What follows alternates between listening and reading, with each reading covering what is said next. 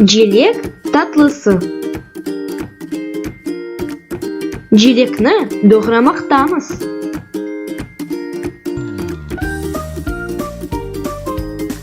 Терең чанаққа қоярмыз.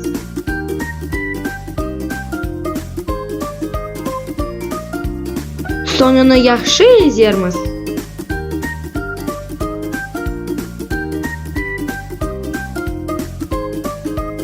Шекерні чоқча сеперміз.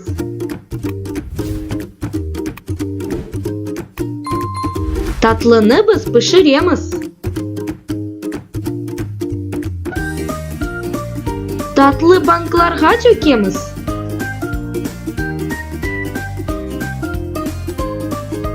Қышта оларны ачармыз.